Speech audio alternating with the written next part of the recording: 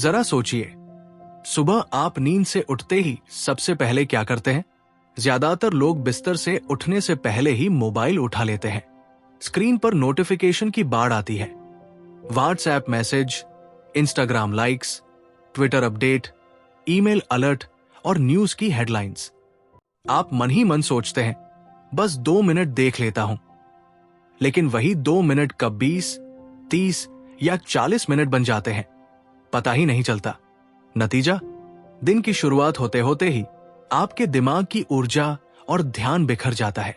आपने काम शुरू तो कर दिया, लेकिन असली मायनों में कुछ भी महत्वपूर्ण नहीं किया। यही है हमारी जिंदगी की हकीकत। हम एक ऐसी दुनिया में जी रहे हैं जहां हमारा ध्यान लगातार छीना जा रहा है, और इसी वजह से ज्यादातर लोग अपने दिन का बड़ा हिस्सा बिताते हैं सतही काम, शैलो वर्क में। शैलो वर्क क्या होता है? ये वो काम है जिसमें हम व्यस्त तो दिखते हैं, लेकिन वास्तविक प्रगति नहीं करते। जैसे कि बार बार ईमेल चेक करना, व्हाट्सएप या मैसेंजर का जवाब देना, सोशल मीडिया स्क्रॉल करना, रोज रोज की मीटिंग में बैठना या स्प्रेडशीट में डेटा भरना। ये सब ऐसे काम हैं जिनसे आपको लगता है कि आप कुछ कर रहे हैं, लेकिन ये आपके जीवन या करियर में गहरा बदलाव नहीं लाते। ये काम आसान है, बार बार दोहराए जा सकते हैं, और इनसे असली क्रिएटिविटी या गहरी सोच की जरूरत नहीं पड़ती। समस्या यह है कि हम दिन का ज्यादातर हिस्सा इन्हीं सतही कामों में गवा देते हैं। क्यों? क्योंकि ये आसान है और तुरंत डोपामाइन हिट देते हैं। आपने ईमेल का जवाब दिया, आपके दिमाग को छोटा सा इनाम मिला, वाह, काम पूरा किया। आपने टू डू लिस्ट से एक छोटा टास्क हटाया, लगा कि आप आगे बढ़ रहे हैं। लेकिन दिन के अंत में पीछे मुड़कर देखते हैं तो पाते हैं कि बड़ी चीजें, किताब लिखना, नया प्रोजेक्ट बनाना, रिसर्च करना, कोई क्रिएटिव ब्रेक थ्रू, सब अधूरा रह गया। यानी आप बिजी तो रहे, लेकिन प्रोडक्टिव नहीं। यही है आधुनिक दुनिया का संकट। हम पहले से कहीं ज्यादा व्यस्त हैं, लेकिन हमारी असली प्रोडक्टिविटी और रचनात्मकता, क्रिएटिविटी ठहर सी गई है। टेक्नोलॉजी ने हमें तेज और सक्षम बनाने का वादा किया था, लेकिन असलियत में उसने हमें और ज्यादा डिस्ट्रैक्टेड बना दिया है। आज की दुनिया में एक नया चलन है जिसे कहते हैं अटेंशन इकोनॉमी, जहां हर कंपनी, हर ऐप, हर वेबसाइट एक ही चीज के लिए लड़ रही है, आपका ध्यान, attention. Social media platform, news apps, gaming कंपनियां, ये सब चाहते हैं कि आप जितना लंबा समय उनके साथ बिताएं उतना अच्छा। उनके लिए आपका समय ही पैसा है। इसलिए हर नोटिफिकेशन, हर पॉपअप, हर लाइक और कमेंट आपके दिमाग को बांधने का एक हथियार है। इस युद्ध का सबसे बड़ा नुकसान क्या हुआ? हमारी गहरी सोचने और लंबे समय तक एक ही काम पर टिके रहने की क्षमता लगभग खत्म हो गई।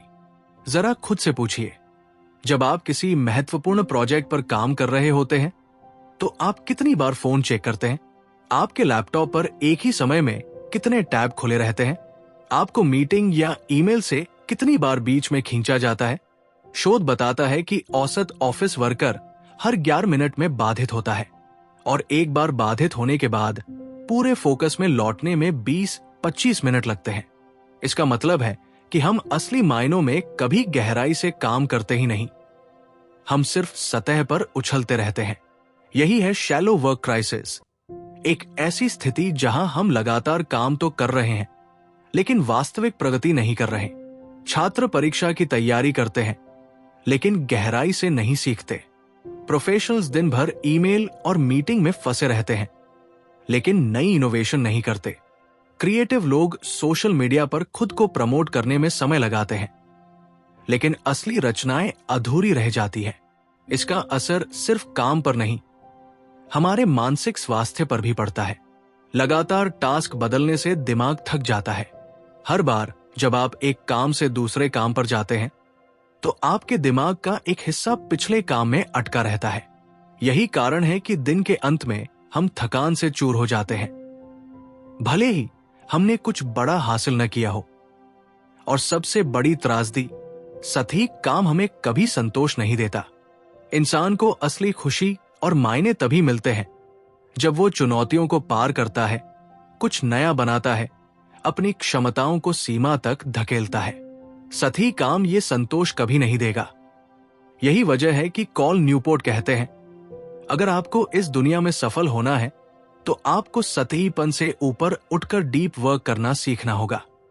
यानी वो काम जिसमें गहरी एकाग्रता हो, जहां आपका पूरा दिमाग जुड़ा हो, जहां से असली मूल्य, वैल्यू पैदा होता है। यही आपको बाकी लोगों से अलग करता है। तो पहला कदम क्या है? जागरूकता। अपने दिन की ईमानदारी से समीक्षा कीजिए। कितने घंटे सतही काम में जाते हैं? कितनी बार आप रिएक्टिव रहते हैं बजाय क्रिएटिव होने के? कितनी बार आप छोटे छोटे काम निपटाते रहते हैं और बड़े सपनों को टालते रहते हैं? अगर आप इन सवालों के जवाब देंगे तो आपको दिखेगा कि शैलो वर्क क्राइसिस कितना गहरा है। लेकिन अच्छी खबर यह है, समाधान है, और वो है डीप वर्क। ये सिर्फ एक प्रोडक्टिविटी हैक नहीं, बल्कि 21वीं सदी का सुपर पावर है। जब पूरी दुनिया डिस्ट्रैक्टेड हो, तब आपका गहराई से ध्यान लगाना ही आपका असली हथियार है। अब जब हमने समझ लिया कि सतही काम, शैलो वर्क हमारी जिंदगी और करियर को किस तरह खा रहा है, तो अगला सवाल उठता है, इसका विकल्प क्या है? आखिर वो कौन सा तरीका है जिससे हम न सिर्फ काम करें, बल्कि वास्तव में मूल्यवान, प्रभावशाली और अर्थपूर्ण काम करें? यही है डीप वर्क, यानी ऐसा काम जिसमें पूरा ध्यान, गहराई और सच्ची रचनात्मकता, क्रिएटिविटी शामिल हो। कैल न्यूपोर्ट डीप वर्क को परिभाषित करते हैं, ऐसा पेशेवर काम जो गहरे फोकस और बिना किसी ध्यान भटकाए किया जाए, जो आपकी मानसिक क्षमता की सीमा तक आपको धकेल दे। इस तरह का काम नई वैल्यू पैदा करता है, आपकी स्किल को सुधारता है और जिसे आसानी से कॉपी नहीं किया जा सकता। इस परिभाषा के हर हिस्से पर गौर कीजिए। पहला, गहरा फोकस और बिना किसी ध्यान भटकाए। इसका मतलब यह है कि डीप वर्क तभी संभव है जब आप पूरी तरह से डिस्ट्रैक्शन से मुक्त हो। न फोन का पिंग, न सोशल मीडिया का नोटिफिकेशन, न ईमेल की घंटी। जब आपका पूरा ध्यान सिर्फ एक काम पर होता है, तभी आप उस फ्लो स्टेट में पहुंचते हैं जिसके बारे में मनोवैज्ञानिक चिकसेंटमिहाली ने लिखा है। फ्लो स्टेट वो स्थिति है जब समय रुक सा जाता है, आप काम में इतने डूब जाते हैं कि बाहर की दुनिया भुला देते हैं। यही असली डीप वर्क की शक्ति है। दूसरा, मानसिक क्षमता की सीमा तक पहुंचना। सतही काम आसान होता है, उसे करने में दिमाग ज्यादा नहीं लगाना पड़ता, लेकिन डीप वर्क आपको चुनौती देता है। यह आपसे मांग करता है कि आप दिमाग की पूरी क्षमता लगाएं, जैसे कठिन गणितीय समस्या सुलझाना, रिसर्च पेपर लिखना, नया सॉफ्टवेयर डिजाइन करना, उपन्यास लिखना या गाना कंपोज करना। ये काम आसान नहीं है, लेकिन यही काम आपको बढ़ाता है, आपको अलग बनाता है। तीसरा, नई वैल्यू पैदा करना। डीप वर्क का परिणाम ऐसा कुछ होता है जो दुनिया में पहले नहीं था। आपने कोई नया विचार लिखा, कोई नई खोज की, कोई अनोखा आर्टवर्क बनाया। ये नकल नहीं, ये रचनात्मकता है, और ये वैल्यू न सिर्फ दूसरों के लिए बल्कि आपके खुद के लिए भी मायने रखती है। चौथा, इसे कॉपी करना कठिन होता है। सोचिए, कोई भी इंसान ईमेल का जवाब दे सकता है, कोई भी 5 मिनट के लिए सोशल मीडिया पोस्ट कर सकता है, लेकिन हर कोई उपन्यास नहीं लिख सकता, जटिल वैज्ञानिक शोध नहीं कर सकता या कोई अनूठा प्रोडक्ट नहीं बना सकता। यही है डीप वर्क का जादू। यह आपको भीड़ से अलग करता है। अब सवाल है, ये इतना जरूरी क्यों है? कैल न्यूपोर्ट कहते हैं कि आज की नॉलेज इकोनॉमी, ज्ञान आधारित अर्थव्यवस्था में सफल होने के लिए 2 स्किल सबसे जरूरी है। तेजी से कठिन चीजें सीखने की क्षमता, उच्च गुणवत्ता और तेज गति से परिणाम देने की क्षमता, और दोनों ही डीप वर्क पर निर्भर है। उदाहरण के लिए, मान लीजिए आप मशीन लर्निंग सीखना चाहते हैं। ये एक कठिन स्किल है। अगर आप बार बार फोन चेक करते रहेंगे तो ये स्किल कभी गहराई से नहीं सीख पाएंगे। उसी तरह, अगर आप कोई रिसर्च पेपर या किताब लिखना चाहते हैं तो सतही ध्यान से ये संभव नहीं। गहराई से काम करना ही आपको इन दोनों स्किल्स में माहिर बनाता है। यहां पर एक कॉन्ट्रास्ट देखिए। दो लोग किताब लिख रहे हैं। पहला व्यक्ति दिन भर ईमेल चेक करता है, ट्विटर स्क्रॉल करता है और बीच बीच में थोड़ा सा लिख लेता है। दूसरा व्यक्ति सुबह 4 घंटे बिना किसी डिस्ट्रैक्शन के सिर्फ लिखता है। किसकी किताब पहले और बेहतर पूरी होगी? जवाब साफ है। यही फर्क है शैलो और डीप वर्क में। न्यूरोसाइंस भी इसे सपोर्ट करता है। वैज्ञानिक कहते हैं कि जब हम गहराई से किसी स्किल पर फोकस करते हैं तो हमारे दिमाग की न्यूरल सर्किट्स पर माइलिन नाम का लेयर मोटा होता जाता है।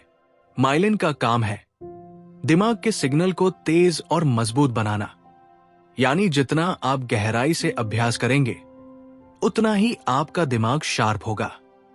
यही कारण है कि प्रोफेशनल म्यूजिशियन, एथलीट और वैज्ञानिक रोज घंटों डीप प्रैक्टिस करते हैं। इसके उलट जब आप बार बार काम बदलते हैं तो आपके दिमाग में अटेंशन रेसिड्यू रह जाता है।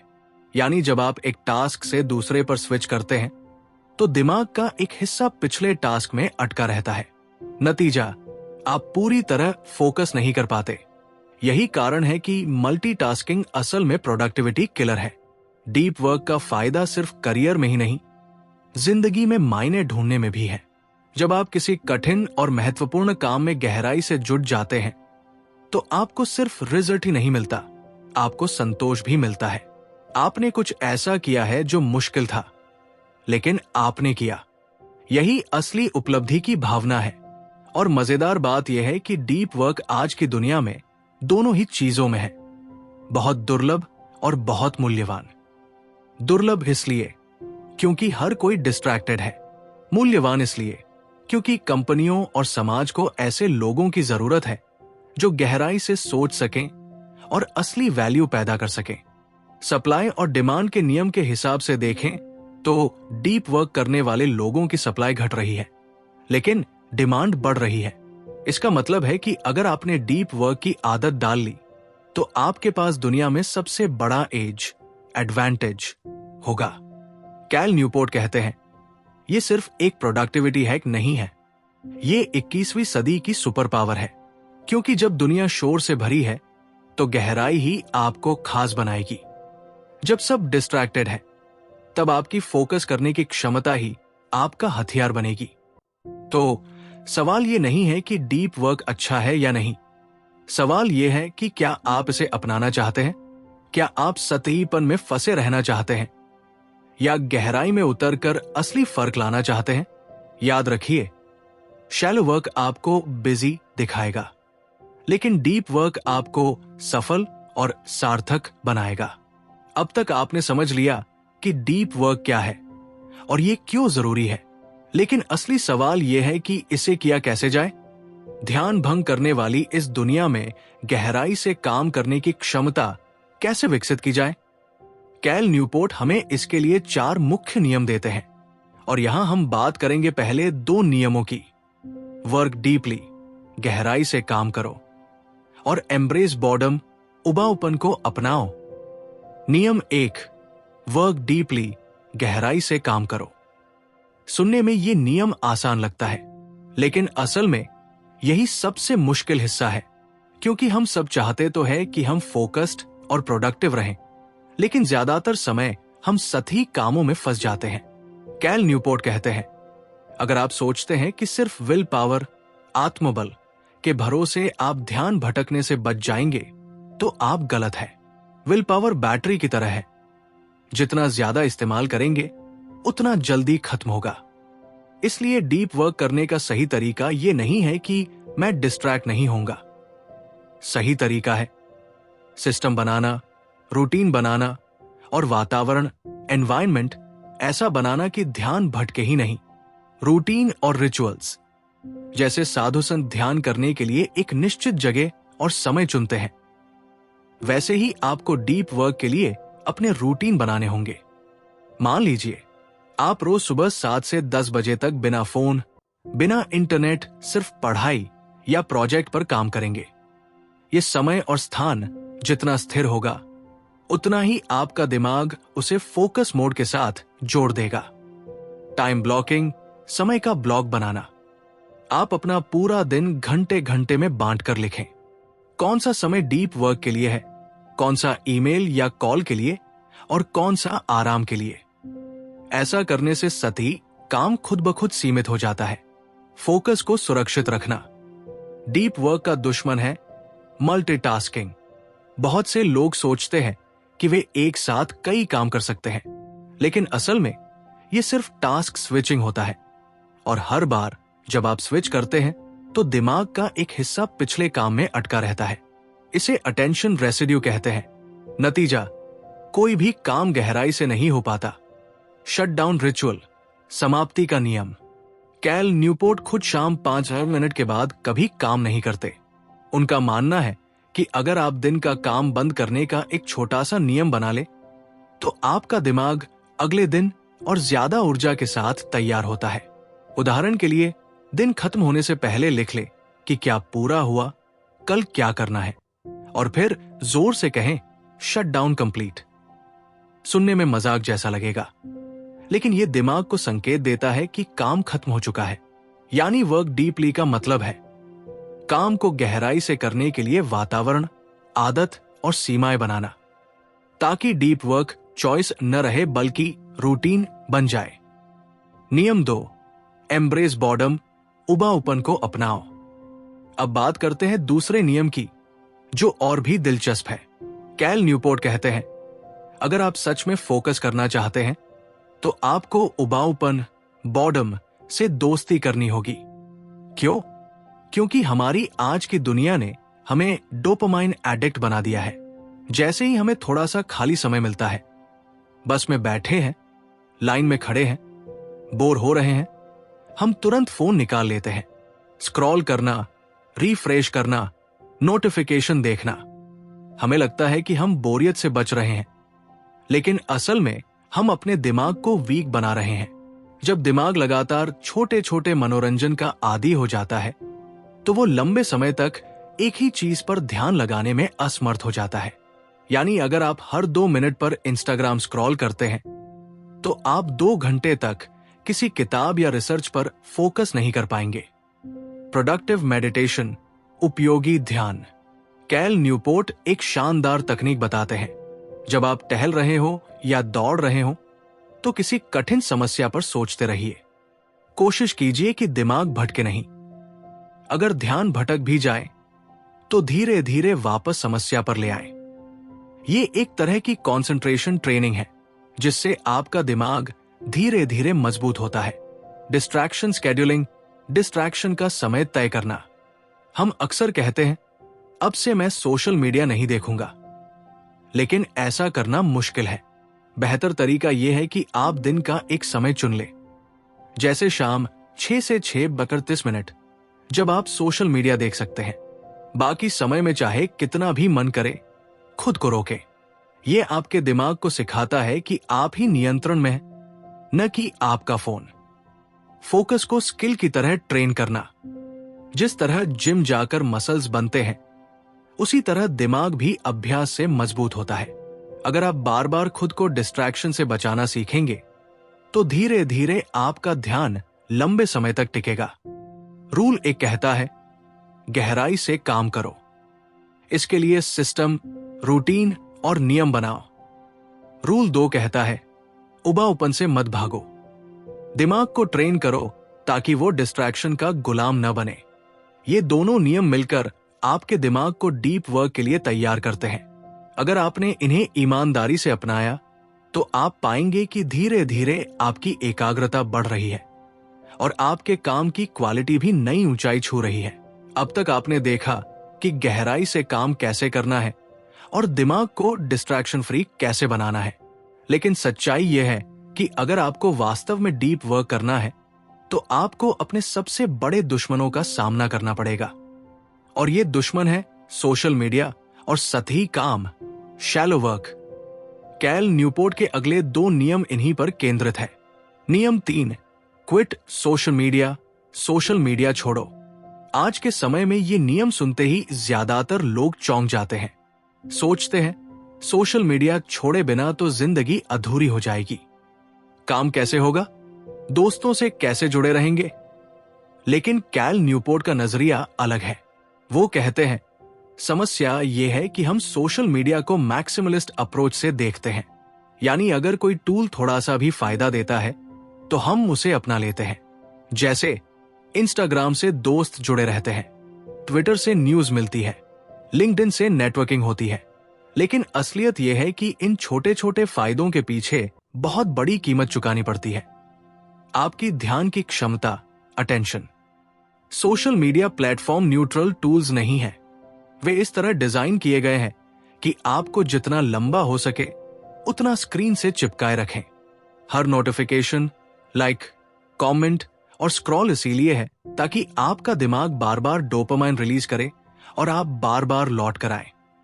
यानी आप सोचते हैं कि आप सोशल मीडिया को इस्तेमाल कर रहे हैं, लेकिन असलियत में सोशल मीडिया आपको इस्तेमाल कर रहा है।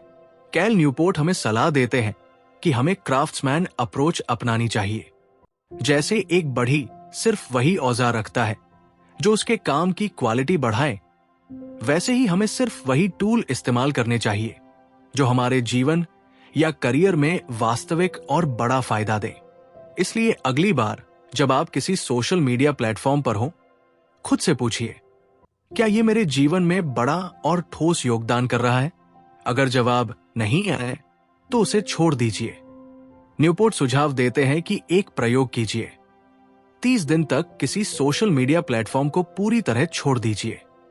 30 दिन बाद खुद से पूछिए, क्या मुझे इसकी कमी महसूस हुई? क्या इसके बिना मेरा करियर या रिश्ते खराब हो गए? ज्यादातर लोग हैरान रह जाते हैं कि जवाब होता है नहीं।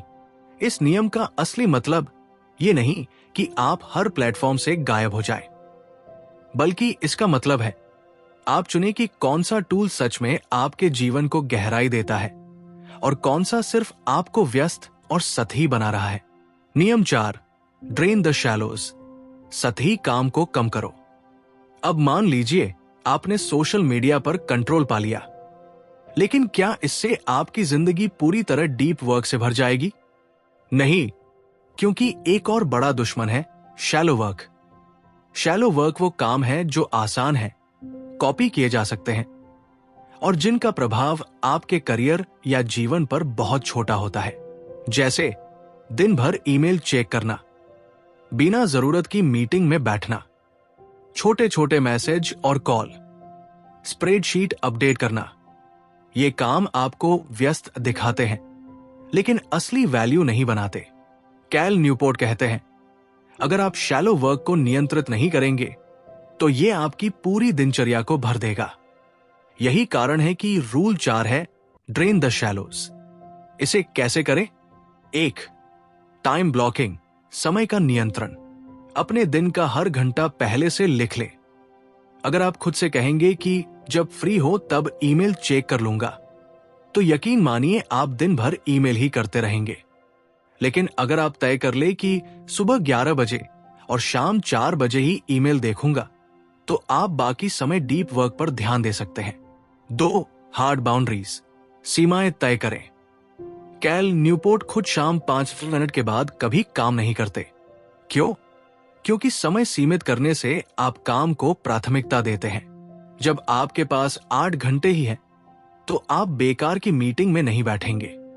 3, बैचिंग, कामों को एक साथ करना। शैलो वर्क को टुकड़ों में दिन भर फैलाने के बजाय उसे एक साथ निपटा दीजिए। जैसे सारे कॉल्स एक ही समय पर, सारे ईमेल एक ही स्लॉट में। इससे आपके पास गहरे काम के लिए बड़े बड़े समय ब्लॉक बचते हैं। 4, सेइंग नो, ना कहना सीखें। हर मीटिंग में जाना, हर मैसेज का तुरंत जवाब देना, हर रिक्वेस्ट मान लेना, ये डीप वर्क का दुश्मन है। अगर कोई मीटिंग जरूरी नहीं है, पोलाइटली मना कर दीजिए। अगर कोई ईमेल जवाब मांगता ही नहीं, तो उसे आर्काइव कर दीजिए। याद रखिए, हर यस किसी शैलो टास्क के लिए है और हर यस का मतलब है नो किसी डीप काम के लिए। सोचिए, अगर आपने सोशल मीडिया से 2 घंटे बचा लिए और शैलो वर्क से 3 घंटे और निकाल लिए, तो आपके पास रोज 5 घंटे अतिरिक्त होंगे। और अगर इन 5 घंटों को डीप वर्क में लगाया तो एक हफ्ते में 25 घंटे, एक महीने में 100 घंटे और एक साल में 1200 घंटे मिलेंगे। यानी आप सिर्फ सोशल मीडिया और सतही काम को घटाकर साल में 1200 घंटे का डीप वर्क कर सकते हैं। यही वो गेम चेंजर है जो आपको औसत से अलग करेगा। अब तक हमने समझ लिया कि सतही काम, शैलो वर्क, कैसे हमारी जिंदगी को खा रहा है, डीप वर्क क्यों जरूरी है और इसे अपनाने के 4 नियम क्या है। लेकिन असली सवाल यही है, अब आगे हमें करना क्या है? सिर्फ सुनने या पढ़ने से कुछ नहीं बदलेगा। बदलाव तभी होगा जब आप इसे अपनी दिनचर्या और अपनी आदतों में उतारेंगे। इस आखिरी हिस्से में हम बात करेंगे डीप वर्क को रोजमर्रा की जिंदगी में कैसे लागू करें, और साथ ही कुछ ऐसे लोगों के उदाहरण भी देखेंगे जिन्होंने इसे अपनाकर असाधारण नतीजे पाए।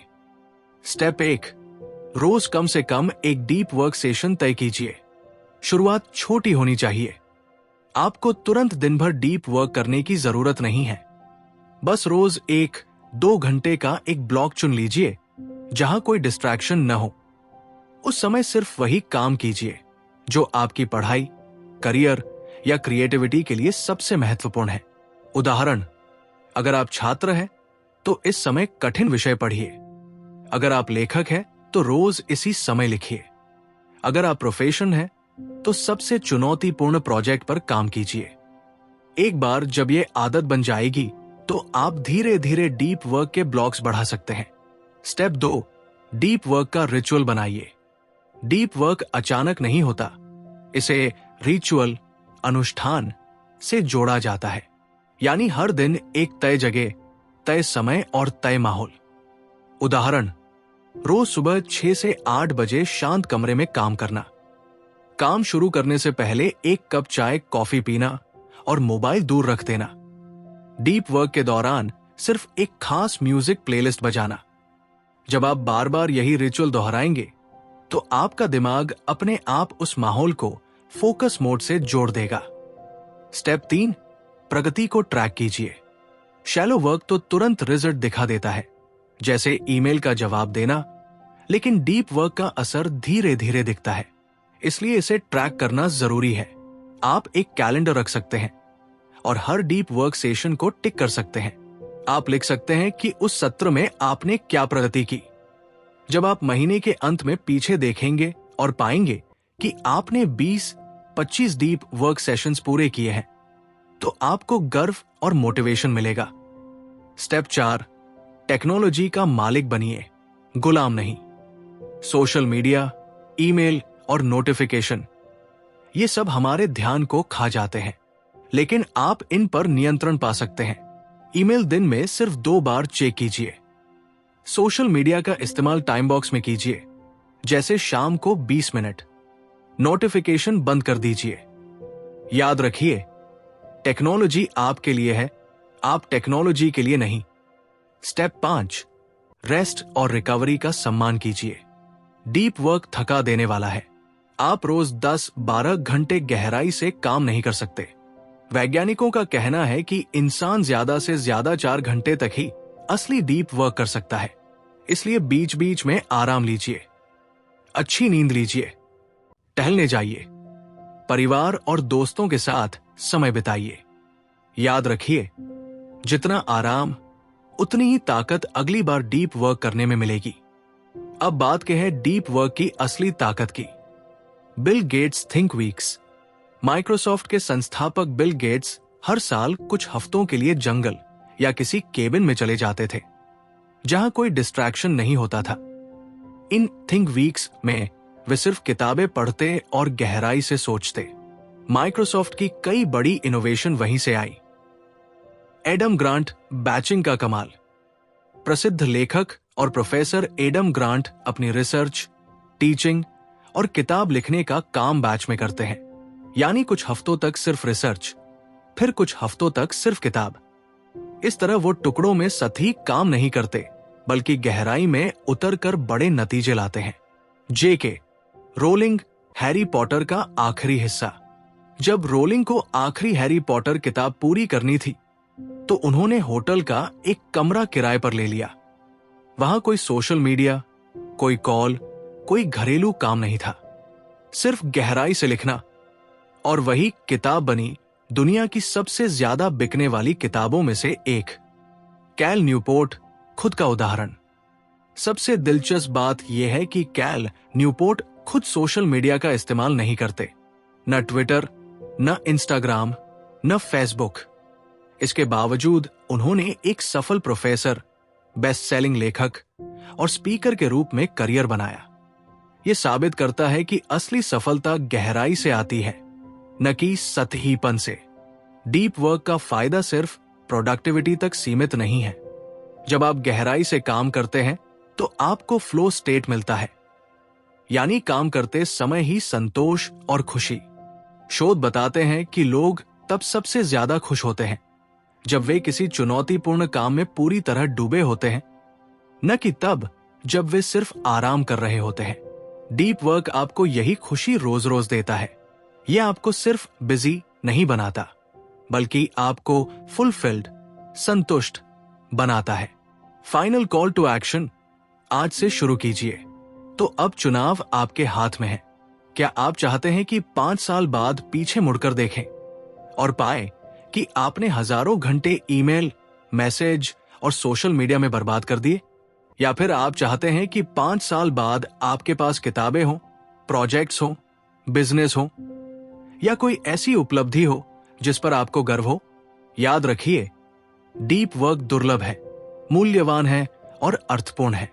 अगर आप इसे अपनी जिंदगी में जगह देते हैं तो आप सिर्फ सफल ही नहीं, बल्कि संतोषपूर्ण जीवन भी जिएंगे।